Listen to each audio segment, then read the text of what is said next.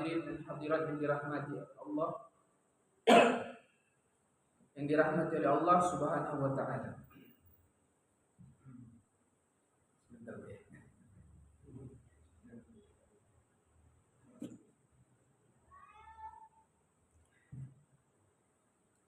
Malam karena saya ngajar dari subuh sampai jam 3 hari ini, jadi suaranya agak apa habis.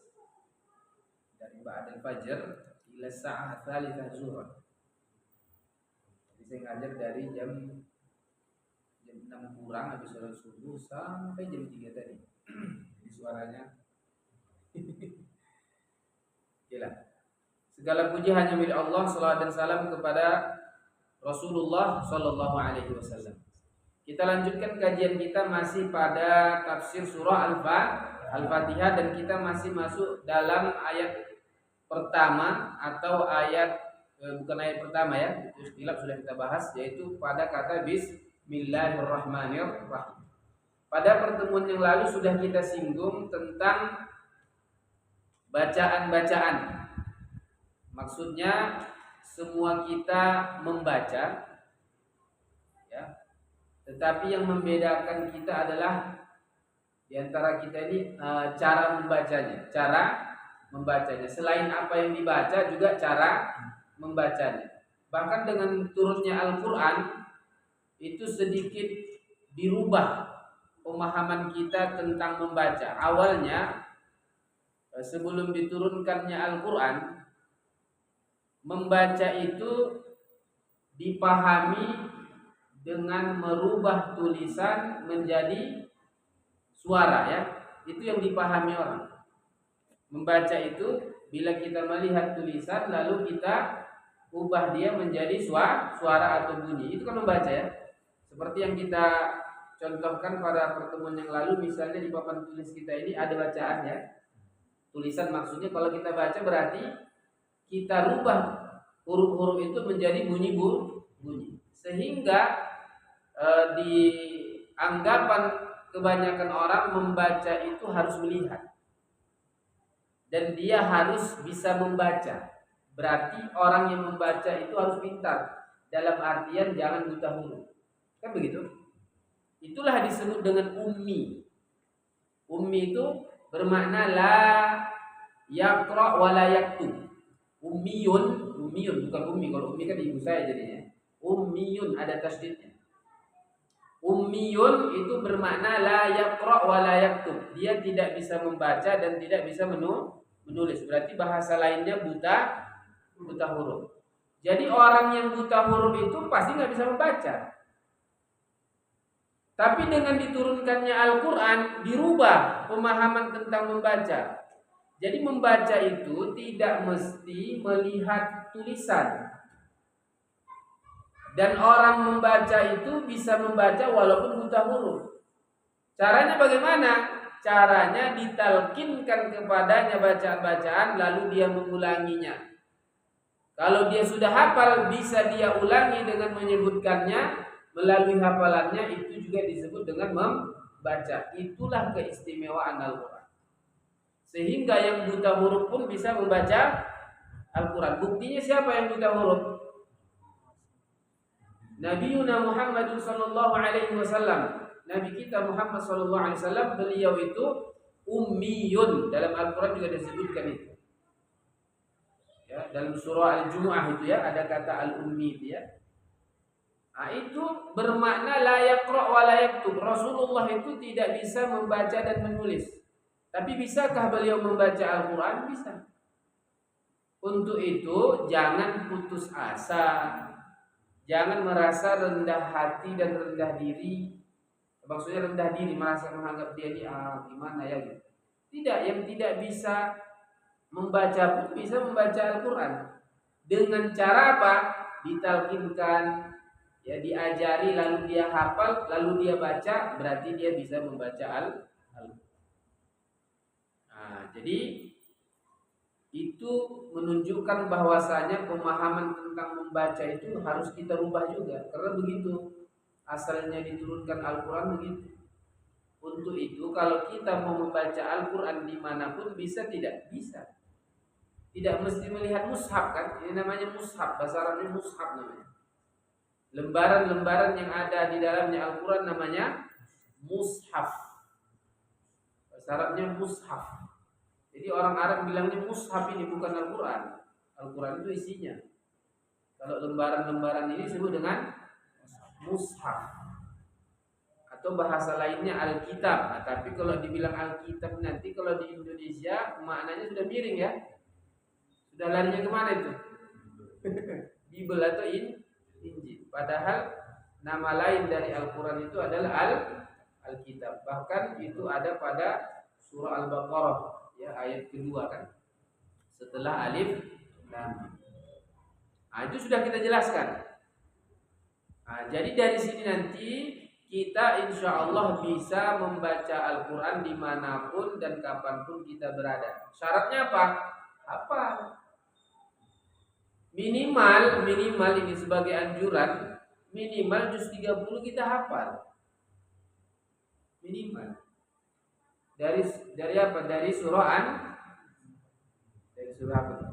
Kalau ngapalnya dari An-Nas betul.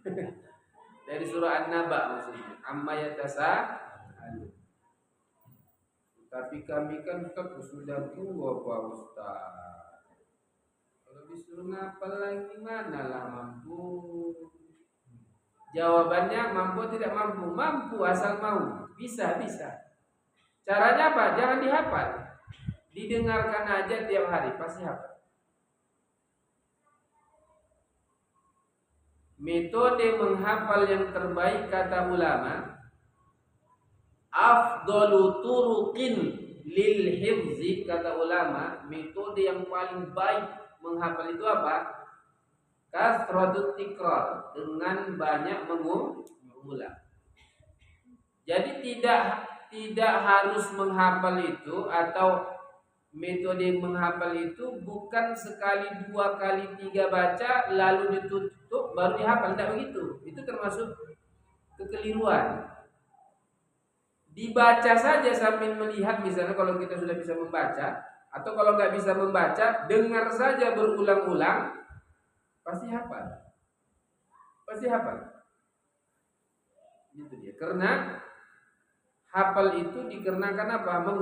Mengulang. Ada pepatah kita mengatakan lancar kaji karena diulang. Bahasa Arabnya la yathbutul ilmu illa bitikrar. Itu bahasa Arab. Lancar kaji karena diulang. Kata ulama, la yathbutul ilmu illa bitikrar. Ilmu itu tidak akan menetap, tidak akan bertahan dia kecuali dengan pengulangan. Contoh misalnya surah Al-Fatihah, kita masih ingat, masih hafal? Ada yang lupa di antara kita surah Al-Fatihah? Enggak akan mungkin. Kalau ada yang lupa surah Al-Fatihah berarti dia enggak sholat 5 hari semalam. Iya kan? 5 kali sehari semalam enggak sholat dia. Kenapa kita tidak lupa surah Al-Fatihah? Jawabannya karena diulang. Minimal berapa kali kita ulang dalam sehari semalam?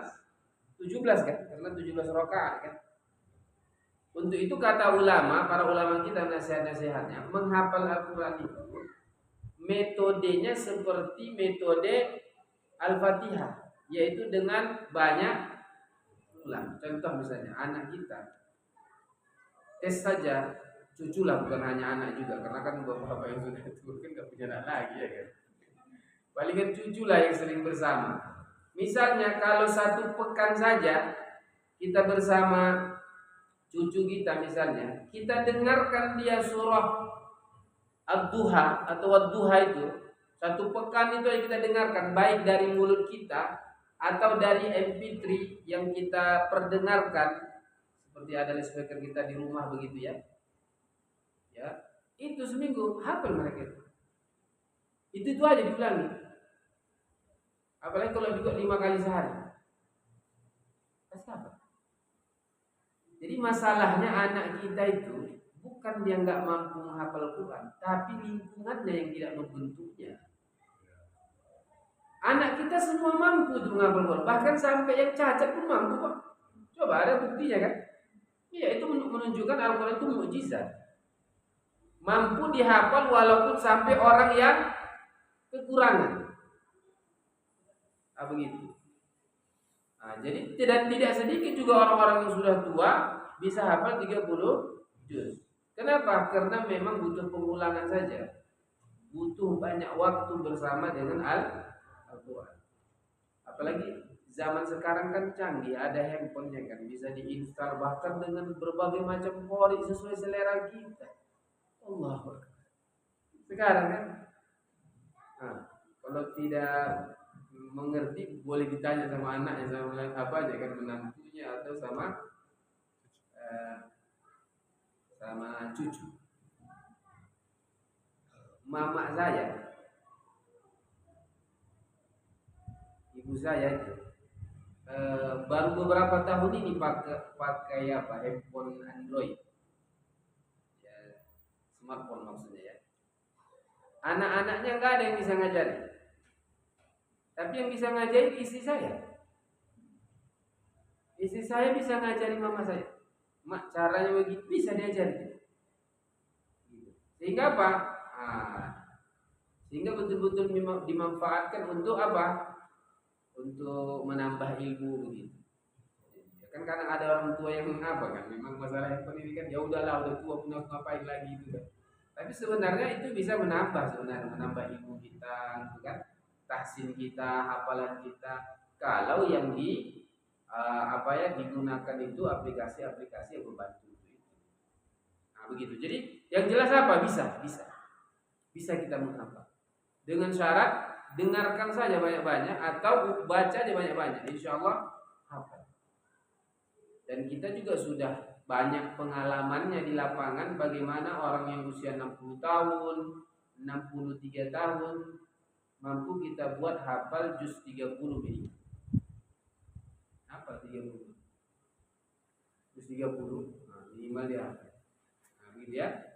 Sehingga dengan ada hafalannya dia bisa membaca Al-Quran kapanpun dan di manapun, tidak mesti harus melihat mushaf. Sehingga kalau misalnya kita menjemput anak misalnya jaraknya jauh, jemput cucu jaraknya jauh misalnya butuh 15-20 menit gitu ya, di kereta ngapain coba? Kita maksudnya kalau di kereta itu ngapain kita? Apa yang kita pikir? Lebih baik kalau kita baca Al-Quran. Boleh tidak? Boleh.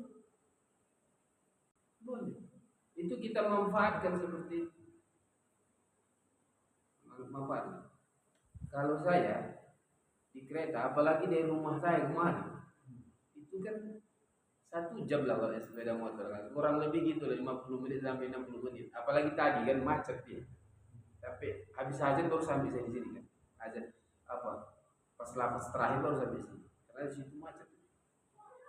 Dari sini pula saya lewat dari depan. Itu kan jauh perjalanan. Jadi ngapain ya di sepeda motor selama 1 jam? Itu headset di telinga saya. Mendengarkan apa? Mendengar kajian tafsir para ulama. Itu kerjaan saya. Gitu. Jadi apalagi kalau safarnya jauh ke Padang gitu kan. Ya kan, ngapain pula berjam-jam 1 hari 1 malam, ngapain gitu? Dengarkan ceramah para ulama. Di situ waktu kita, makanya headset saya itu udah berapa saya beli dari mana? Yang nanti saya masukkan jaket dicuci sama istri kan, udah usaha. Yang saya beli yang mahal lagi, yang wireless, ya kan? Masuk mesin cuci, tak bisa lagi. Begitu dia. Itu tadi untuk mendengarkan itu. Gitu ya. Jadi dimanfaatkan waktu itu untuk seperti itu. Jadi bisa menghafal bisa. Itu tadi. Jadi dengan turunnya Iqra itu tadi ada pergeseran tentang pemahaman membaca. Jadi jangan anggap membaca itu hanya sebatas merubah tulisan menjadi bunyi, tidak. Ya, tetapi apa? Dengan hafalan yang ada dalam diri kita keluarkan, itu juga membaca. Itulah yang dimaksud dengan bacaan Al-Quran itu, tanpa harus melihat. Sehingga yang buta huruf pun bisa nggak baca Quran. Itu dia. Buta huruf bisa baca Quran. Oke, kembali kepada lafaz basmalah tadi, Bismillahirrahmanirrahim. Nah, di situ juga kata ulama, kata basmalah itu dimulai dengan apa? Ba ya, huruf ba, maksudnya bi. Maksudnya orang Arab bilangnya huruf ba, tapi bacanya tidak. Kan huruf ba itu kan? Huruf ba, Bismillahirrahmanirrahim. Sehingga nanti kalau ditanya, ini kemarin sudah kita jelaskan. Bismillahirrahmanirrahim berapa kata? Ada dua jawabannya ya. Bisa 4, bisa 5. Bisa 4, bisa 5. Kenapa disebut 4 kata? Itu berdasarkan ilmu imla. Ilmu imla, ilmu tulisan. Sehingga tulisannya itu Bismillah 1, Bismi 1, maaf, ya Bismi itu 1, Allah 1, Ar-Rahman 1, Ar-Rahim 1. Berapa jumlahnya? 4. Kalau dalam ilmu imla, bismi itu satu kata, karena penulisannya nyatu dia. Karena pelajaran imla itu bagaimana menulis kata dan hitungannya per spasi. Jadi kalau kita menulis bismillah nyambung bi-nya dengan isminya, itu benar. Tapi kalau dipisah salah. Nah, gitu penulisannya. Bismi itu ba sin mim itu langsung tulisnya. Jangan dipisah, bi baru ismi, nggak boleh, salah itu. Itu dia. Itu jadi 4 kata kalau menurut ilmu imla. Tapi kalau menurut ilmu nahu berapa kata? 5, karena bi-nya itu dihitung 1. Sehingga kalau nanti ada ustadz, ada penceramah, ada ulama yang mengatakan Bismillahirrahmanirrahim itu 4 kata, ada yang mengatakan 5 kata, itu jangan dibentur-benturkan karena sudut pandang yang berbeda. Kalau dari ilmu imla 4, dari ilmu nahu 5. Jadi kalau tulisannya 4 ya. Bismi 1, Allah 1, Ar-Rahman 1, Ar-Rahim 1. Jadi berapa kata? 4 menurut penulisan. Tapi menurut hitungan kata berdasarkan ilmu tata bahasa itu 5. Jadi kata pertama itu adalah huruf ba-nya itu. Kata ulama disebut dengan huruf ba. Huruf ba gitu. Harful ba'i. Karena itu kan nama-nama huruf. Alifun, baun, taun, taun, jimun sampai yaun. Nah, kata ba itu maknanya banyak dalam bahasa Arab. Jadi bi itu maknanya banyak. Di antaranya kata ulama, bi itu bermakna al-isti'anah, meminta bantuan dan pertolongan. Jadi situ ada apa? Ada permohonan kepada Allah ya, sebelum kita memulai aktivitas kita baik perkataan ataupun perbuatan kita minta tolong ya dengan menyebutkan nama Allah agar Allah permudahkan semua urusan kita. Nah, jadi ba itu bermakna apa? Isti'anah, meminta pertolongan bantuan Allah Subhanahu wa taala. Karena kan lafaz al-basmalah ini kita ucapkan kapan? Sebelum melakukan ya perbuatan, tentunya yang baik lah kan. Atau sebelum berkata kan. Jadi baik perkataan maupun perbuatan itu kita mulai dengan apa? Dengan basmalah. Tujuannya apa? Kata ulama tabarrukan. Untuk mendapatkan berkah, dan di antara makna berkahnya apa? Dipermudah semua urusan kita itu. Bahkan menurut ilmu fonologi, ilmu bunyi bahasa, lafaz Allah itu kan dibaca asalnya dengan tafkhim ya. Apa itu tafkhim? Tebal. Dibaca Allah. Ya kan? Kapan dibaca takhfif tipis, murakkab tipis dia? Kalau sebelumnya kasrah. Kalau sebelumnya fathah dan dhammah dibaca tebal. Kalau sebelumnya kasrah dibaca tipis. Tipis itu bermakna ringan. Pertanyaannya, kenapa bismillah itu kita mengucapkannya ringan? Karena sebelumnya kasrah. Kata ulama, antara bunyi dengan makna dekat, maksudnya dengan bunyinya dimudahkan, paham ya? Maka niatnya amalan kita pun ikut mudahkan. Bayangkan kalau seandainya ya, ini salah. Seandainya, ayo Bu, kita mulai pekerjaan kita gotong royong hari ini. Ayo Pak, kita mulai pekerjaan kita gotong royong hari ini, misalnya bersih-bersih dengan memulai mengucapkan Bismillah. Misal. Apa yang terasa dalam diri kita? Cara mengucapkannya aja Pak Ustaz itu berat kali kerjaan kita ini. Iya kan? Bismillah, begitu kan? Ayo Pak, kita mulai kita ini kerjaan kita, misalnya ayo Bu, kita mulai kerjaan kita dengan mengucapkan Bismillah, misalnya. Itu secara fitrah, cara mengucapkannya kan berat kan? Berat kali lah kerjaan kita ini. Tapi menjadi apa? Bismillah. Jadi dia tipis kan? Di antara makna tipis itu ringan. Bahasa Arabnya tarqiq wa takhfif gitu. Jadi ucapannya diringankan supaya maknanya juga ringan. Sehingga memang betul memulai pekerjaan, perbuatan, aktivitas setiap yang baik-baik itu dengan ucapan basmalah itu tujuannya untuk mendapatkan keberkahan, dan di antara makna keberkahannya dipermudah semua urusan kita. Allah. Begitu dia. Jadi banyak sudah kita bahas ya, bermakna apa? Isti'anah. Sebenarnya masih banyak lagi makna ba itu ya dalam bahasa Arab. Di antaranya makna ilsaq atau iltisaq. Artinya apa? Melekat. Nempel gitu. Artinya apa? Kita mau semua pekerjaan kita itu kita lekatkan dengan apa? Dengan nama Allah.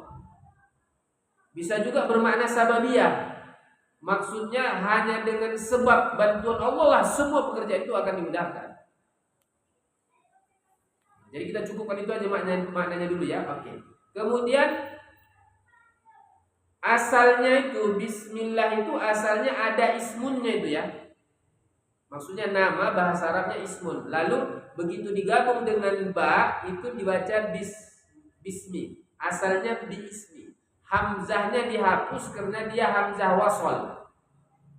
Kenapa dihapus? Likasratil isti'mal kata ulama kita, karena banyak digunakan. Gimana Ustaz? Enggak paham saya gini. Misalnya kalau nama seseorang itu misalnya Yazid. Bahkan lengkapnya Muhammad Yazid Maulana. Dikasih ayahnya, emaknya namanya itu Yazid, Muhammad Yazid Maulana misalnya. Karena sering digunakan setiap hari, jadi apa namanya? Kan satu kata aja kan? Iya kan Bu? Kita nama anak kita kan lengkap kan? Tapi kalau kita panggil apa lengkap kita panggil? Enggak lah, nanti hari kita panggil pula. Maka diambil satu kata, apa kita bilang? Yazid. Bahkan kalau sering juga digunakan, bukan Yazid lagi apa? Zaid. Zid. Jadi itu ada pada semua bahasa ada. Pada semua bahasa ada, bahasa Indonesia ada, bahasa Arab ada, bahasa Inggris ada, bahasa yang lain ada. Jadi sesuatu itu kalau sering digunakan, jadi dia apa? Dipersingkat dia. Contoh misalnya, nama presiden kita siapa? Joko Widodo. Terkenal dengan Jokowi kan? Bukan Joko kan? Yang Mulyono nama aslinya. Oke. Atau misalnya Bapak Presiden sebelumnya, siapa itu? Ya, SBY kan? Bahkan ada anak-anak itu yang nggak tahu dia kepanjangannya, taunya SBY. Bapak Presiden SBY, kepanjangannya nggak tahu. Pokoknya SBY gitu. Padahal bukan namanya itu.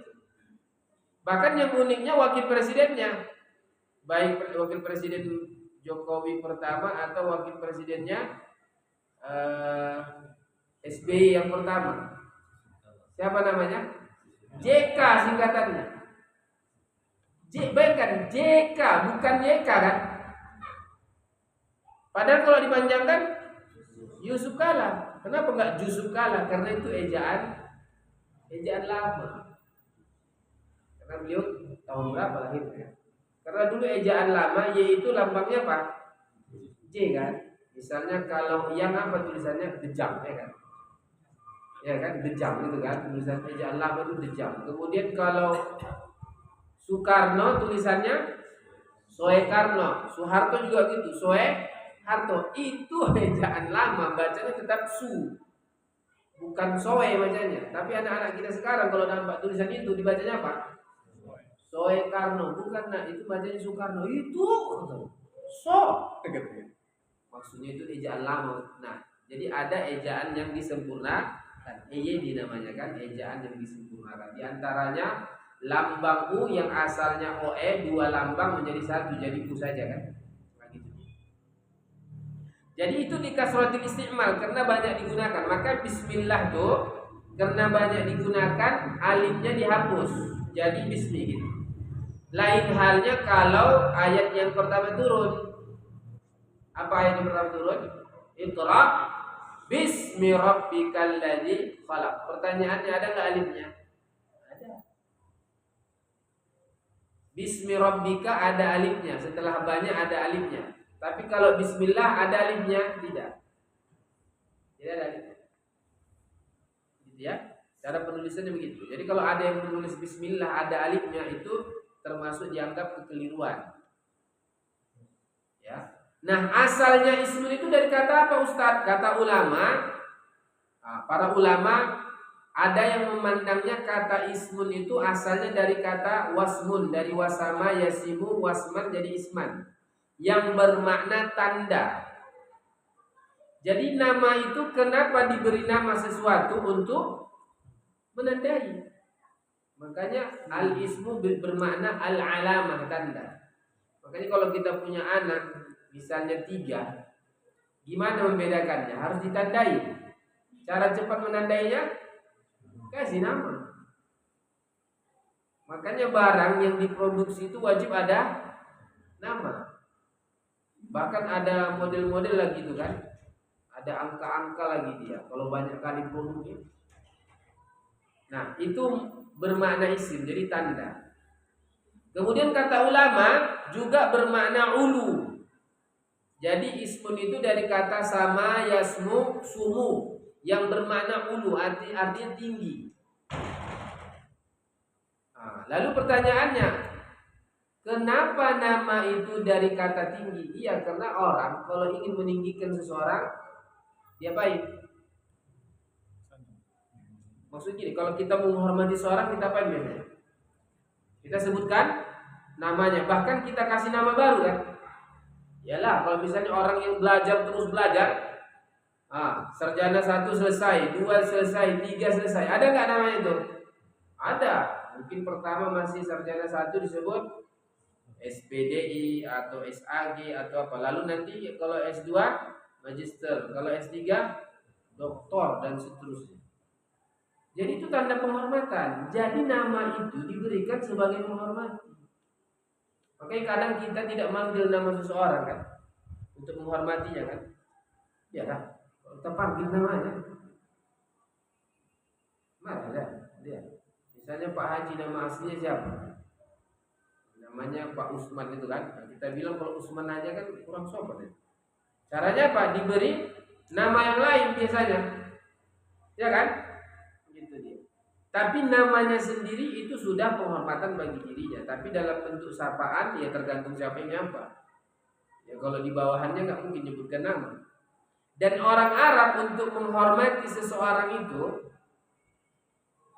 yang pertama ya sebutkan namanya. Memang orang Arab itu menyebutkan nama termasuk banggaan. Kemudian yang kedua disebutkan siapanya ke atas. Ya ayahnya. Bahkan sampai nanti kakeknya terus gitu ya. Kemudian penyebutan kepada siapa? Anaknya. Jadi kalau kita sebaya, cara menghormatinya menyebutkan nama anaknya. Misalnya gini, ibu kalau jumpa sama teman-teman lama tapi dia sudah punya kedudukan tinggi misalnya, punya jabatan, kan nggak mungkin kita panggil namanya kan. Pasti kita panggil dengan apanya? Pertama ya gelarnya lah pastinya kan. Misalnya Bu Hajah gitu kan, atau dia kalau dokter Bu dokter, atau kalau dokter yang dokter gitu, atau dipanggil apanya, nama anaknya, misalnya Mama siapa kan gitu kan kita panggil kan, misalnya oh Mama Usman gitu kan, Misalnya nama anaknya Utsman. Nah, orang Arab juga begitu.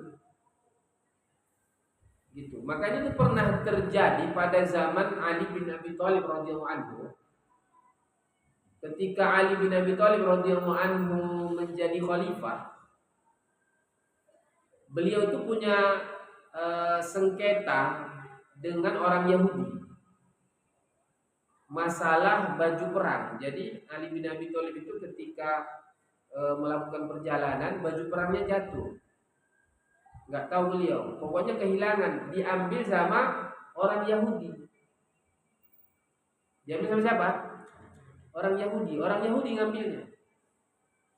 Suatu saat nampak sama Ali radhiyallahu anhu, beliau khalifah ya, khalifah, bayangkan khalifah, beliau khalifah. Khalifah. Pemimpin khalifah waktu itu. Dilihatnya itu punyaku gitu kan. Maka dipanggilnya orang Yahudi. Itu punyaku. Serahkan padaku. Kata orang Yahudi, enggak mau. Ini punyaku, mau aku yang dapat kok. Enggak, itu yang punyaku, enggak. Nah, kalau kayak gitu kita ke pengadilan. Pergilah ke pengadilan. Bayangkan khalifah ya, khalifah. Datang ke pengadilan. Begitu sampai di pengadilan, apa yang terjadi? Itu tadi hakim itu tadi yang datang kan khalifah tuh bersama orang Yahudi. Apa yang terjadi?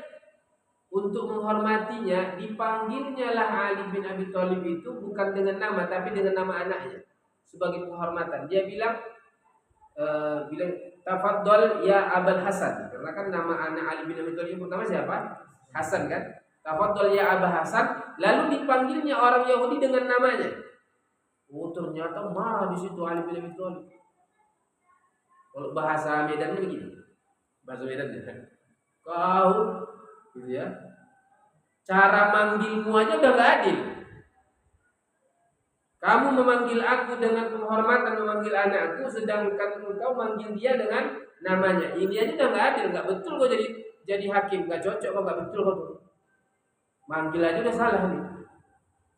Kalau kamu panggil dia dengan namanya, panggil aku dengan namaku. Karena kami datang ke sini sama statusnya. Enggak boleh, itu keadilan Islam. Oh, maka orang Yahudi lagi bingung dia. Dipanggil lah namanya, bayangkan dipanggil namanya, khalifah dipanggil namanya. Tafaddal ya Ali. Ini orang Yahudi udah ini khalifah gitu kan, gitu kan? Lalu disebutkanlah apanya, permasalahannya apa. Lalu kata Ali, ini baju perang ini punya jatuh. Terus dia yang menemukannya, itu punya aku.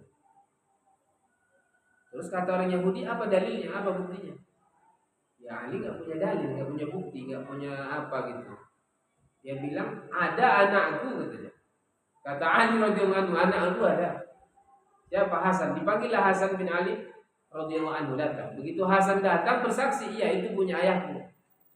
Apa kata hakim waktu itu? Oh, nggak boleh. Anak tidak boleh bersaksi untuk ayah secara hukum Islam, nggak boleh. Kenapa? Boleh jadi dia membela fitrahnya, nggak boleh. Maka Ali bilang gini, kenapa kau nggak meyakini persaksian Hasan bin Ali? Bukankah Rasulullah bilang Hasan bin Ali ini adalah pemuda yang pertama kali masuk surga kan? Jadi kau ragukan kesaksiannya, bukan masalahnya kau ragukan. Kan Rasulullah bilang anak nggak boleh saksi untuk apanya, untuk ayahnya, nggak diterima. Jadi ya udah kamu kalah, tak ada apanya buktinya. Nah, jadi karena kamu kalah, udah itu baju perang tadi milik orang Yahudi. Apa yang terjadi? Melihat itu orang Yahudi luluh hatinya. Dia bilang asyhadu an la ilaha illallah wa asyhadu anna Muhammadar Rasulullah. Masuk Islam. Masuk Islam. Kenapa? Itulah keadilan dalam Islam itu. Jadi keputusan itu sesuai dengan bukti. Tidak boleh dengan syubhat-syubhat, tidak boleh dengan keraguan, harus kepastian. Nah, itu tadi dalam kisah itu disebutkan cara menghormati. Jadi orang Arab itu menghormati seorang itu diantaranya tidak dipanggil namanya, tapi dipanggil nama anaknya atau dipanggil ayahnya kan? Itu kebanggaan itu. Kalau kita orang Indonesia tahu nama ayahnya, jadi ejaan biasanya gitu ya kan. Wah habis itu kan, makanya disembunyikan itu nama ayahnya. Iya kan. Tapi orang Arab, kalau anak-anak kecil orang Arab itu yang disembunyikan nama mamanya. Jangan sampai kawannya tahu siapa nama mamanya. Karena orang Arab itu kalau tahu nama mamanya itu sebagai apa itu? Bulian itu. Kebalikan sama orang Indonesia. Nah, jadi itu bermakna isim ya. Kemudian Allah, lafaz Allah itu bermakna apa? Sudah kita bahas. Apa makna Allah? Al-Ma'bud, yang berhak diibadahi. Dan lafaz Allah itu kata ulama, Allahu akhassu asma'illah. Lafaz Allah itu adalah nama Allah yang paling khusus. La yusamma bihi ghairuhu. Tidak boleh menamakan apapun, siapapun dengan nama Allah. Syirik hukumnya. Syirik. Menamai anak dengan lafaz Allah syirik, langsung nak laknat itu. Langsung kata Allah saja. Yang boleh itu kalau dimudofkan seperti Abdullah, ya kan? Seperti apa lagi? Misalnya namanya Abdullah, yang sering Abdullah lah ya. Abdullah. Kemudian apa? Abdurrahman.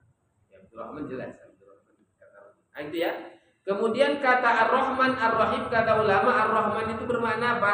Durrahmati al-wasiyah. Kalau Ar-Rahim, Durrahmatil wasilah. Maksudnya gini, Ar-Rahman itu bermakna rahmat Allah yang sangat luas untuk seluruh makhluknya, sampai yang kafir pun dapat.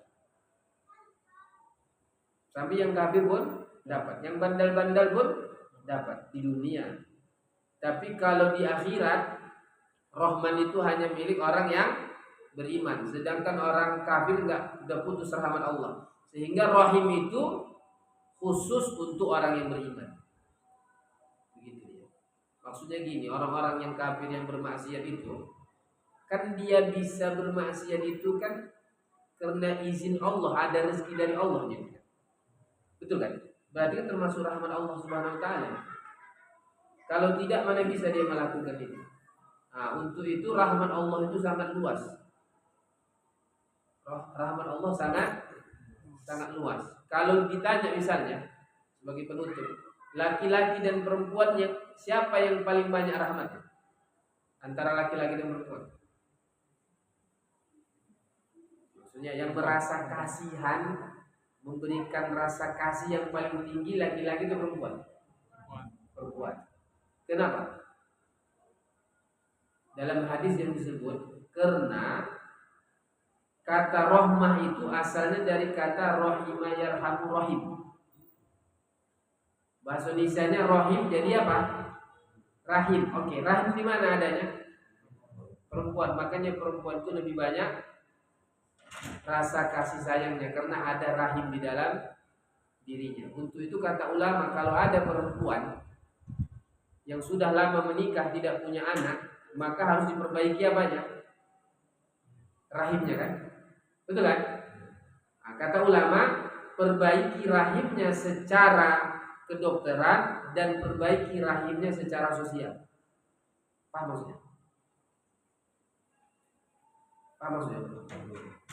Maksudnya kalau rahimnya diperbaiki, tentunya dicek kesehatan rahimnya. Kemudian perbaiki apanya juga? Sosialnya maksudnya silaturahimnya, hubungannya dengan mamanya, bibinya, abang adiknya, gitu, keluarganya. Kenapa? Karena kalau silaturahim diputus, itu bisa memutuskan rahim. Paham? Paham? Gitu kata ulama. Jadi kalau ada orang yang misalnya mau datang mengeluh, dia misalnya, aku sudah lama Ustaz menikah 16 tahun tapi belum juga punya anak, gimana tipsnya? Di antara tipsnya itu selain dari sisi ilmu kedokteran, ya, dia harus perbaiki apanya? Silaturahimnya. Coba minta maaf sama ibu, perbaiki hubungan dengan keluarga, bibi, terutama yang dekat. Yang paling dekat rahim seseorang kepada siapa? Ibu. Kemudian setelah ibu, ayah. Setelah ayah, ya, adik, kakak. Terus apa lagi ke atas? Bibi-bibi lah. Maksudnya ke atas ayah dan mamanya, bibi-bibinya itu yang paling dekat yang paling perempuan terutama. Setelah itu baru ke atas lagi nenek-nenek. Itu diperbaiki. Itu dia. Selain dari sisi kedokteran. Dan biasanya kalau itu menurut pengalaman ya, menurut pengalaman para ulama, biasanya kalau sudah diambil zahir batinnya, insya Allah berhasil. Insya Allah berhasil. Ditambah lagi dengan sedekah, ditambah lagi dia berbekam, ya kan? Ditambah lagi mengkonsumsi yang menyuburkan, ya kan? Seperti buah apa tuh? Buah balah kalau bahasa Arabnya, kurma muda, kemudian buah duriah itu kan? Itu biasanya gitu. Karena pengalaman kita juga begitu kok, banyak yang sudah mengadu ke kita, mengeluh, kita berikan sarannya, alhamdulillah. Alhamdulillah berhasil. Demikianlah pembahasan kita. Sudah aja. Ada pertanyaan Bapak Ibu? Oh iya,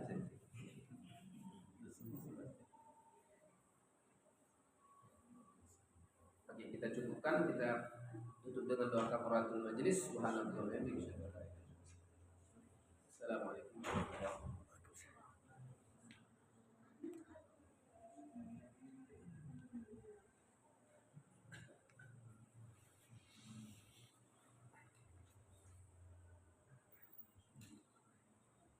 Demikianlah